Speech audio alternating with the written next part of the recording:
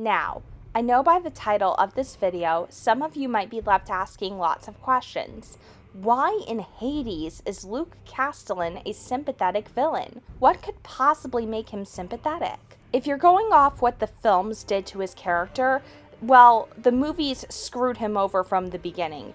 If you watch the Lightning Thief movie, you don't see how Luke could be redeemed because the writers didn't allow for him to have that proper setup to be redeemed. But this isn't based off the Percy Jackson films. This is based off the books and how Rick Riordan wrote Luke's character and developed him over the course of the 5 books, as well as the after mentions of him in the later series, such as the Heroes of Olympus and the Trials of Apollo. But before we dive into this conversation, I would just like to take the moment to promote my Instagram, which I'm trying to use in order to grow my audience and subscriber base. So be sure to follow me on there. Now, let's get into it. In order to explain how and why Luke Castellan is such a sympathetic villain, we need to look a little bit at his background. Now granted, Luke's backstory is simply tragic.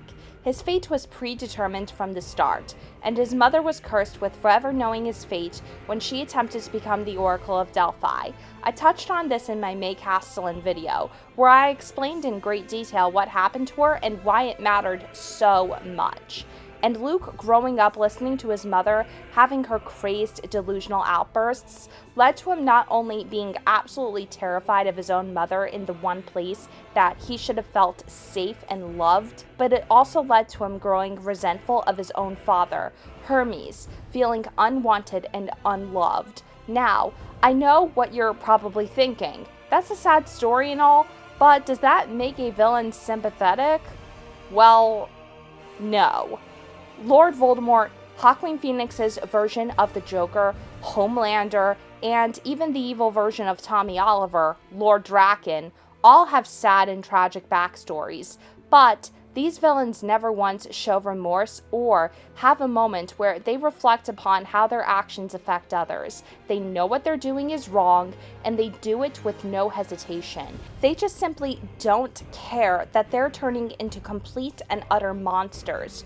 But we're able to understand them and see how they think, even if we completely detest it. But then there's the sympathetic villains. The villains who, at their core, have character beats and moments that allow us to see that there's more to them, that they aren't total monsters. I may not like that Magneto from the X-Men is a mutant supremacist who at one point caused acts of violence and terrorism against those without the X gene, but I'm able to see where he's coming from. He wants mutants to not have to live in fear of being killed and harassed, for them to have a place for which they can call theirs without humans interjecting on their affairs. A very similar dream to that of Charles Xavier, achieved albeit in a very different way that many might view as unsavory. But at the very least, Magneto is given character beats which allow us to see that he's capable of remorse, and he's able to recognize and reflect upon whatever decisions he makes in the heat of anger. So let's circle back to Luke Castellan and what we already know about him. Yes, his backstory is sad and tragic given what happened to his mother and him feeling abandoned by his father. But again, what makes him so sympathetic? From what we're able to configure from the books, Luke was willing to cross a lot of lines, such as nearly killing Percy with a pit scorpion, and there were clear as day hints that he was essentially child grooming Annabeth throughout the pages of The Titan's Curse, because Annabeth was at least 13 years old, while Luke was 20 years old. So clearly, he's done a lot that's absolutely detestable and disgusting. His abuse towards Annabeth and even Selena Beauregard being the worst for obvious reasons. So why should he be considered a sympathetic villain when he's done things that should make him a considerable monster? Well, let's closely examine his actions from before the novels, the pieces of his origin story that got revealed to us in The Last Olympian, which in my opinion is one of the best books in Percy Jackson and the Olympians, because that book finally made me see a different side of Luke, and made me realize he's not so much a villain,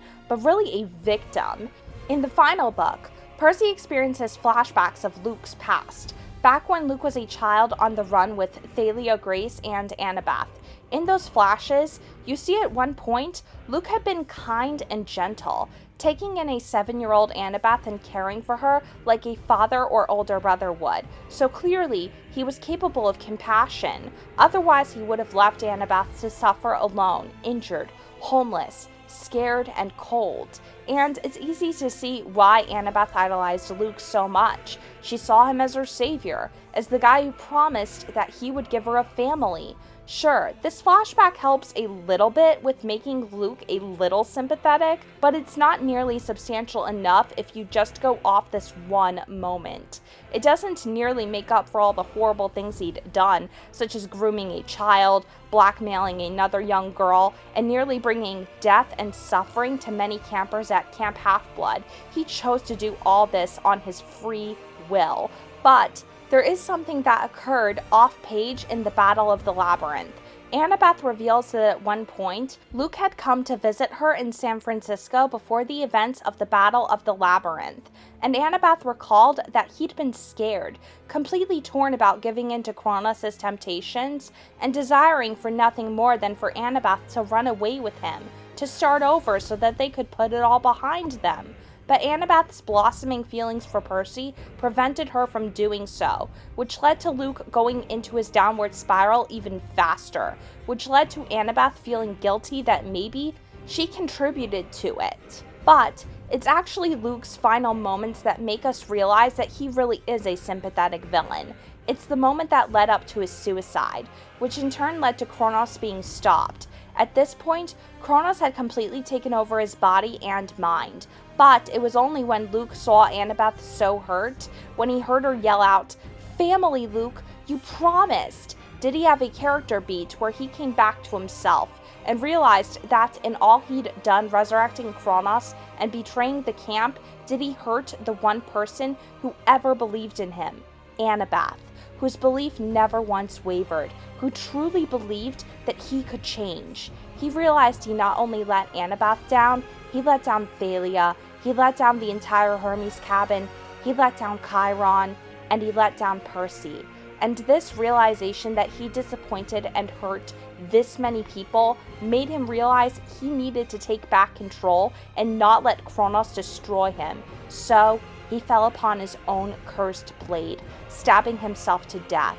And in his dying breath, he exchanged final words with Annabeth, Percy, and Grover, and he looked at Percy, begging him to make it so that what happened to him wouldn't happen to anyone else, to not let the unclaimed children of Camp Half-Blood be thrown into the Hermes cabin, to not let any child that walked through those gates feel unwanted or unloved, showing he had this capacity to care deeply about other people, and that his heart was much bigger than we realized. And Percy, in that moment, was able to put his resentment towards Luke aside and begin to feel empathy and compassion for him, using the god's gift to ensure Luke's final request was fulfilled.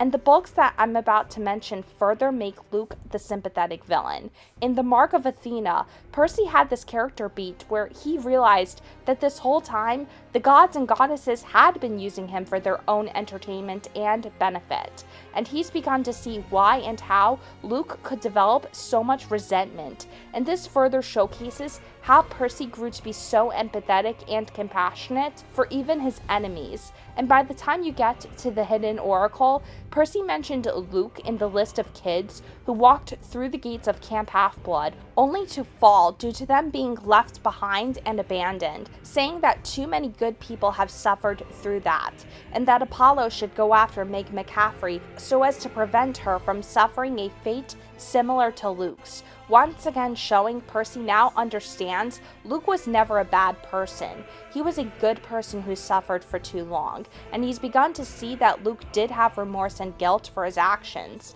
Otherwise, he wouldn't have sacrificed himself, and Percy is now working every day to ensure that Luke's suicide had not been in vain. Luke may have done a lot of crappy things. I may not like that he essentially child-groomed Annabeth and took advantage of many others, but for the life of me, at the very least, I'm able to understand why he did what he did, and his final actions in The Last Olympian allowed me to see that he was willing to make things right, because he was genuinely apologetic and remorseful for all he'd done, while also displaying how he was worrying and thinking about other people even as he died. In all of this, Luke is the sympathetic villain archetype. We don't have to like the things he'd done, but we're able to understand. Thank you for watching. If you're brand new, be sure to subscribe to the channel. Also be sure to hit that like button and comment below as well. God bless, happy viewing, and have a nice day.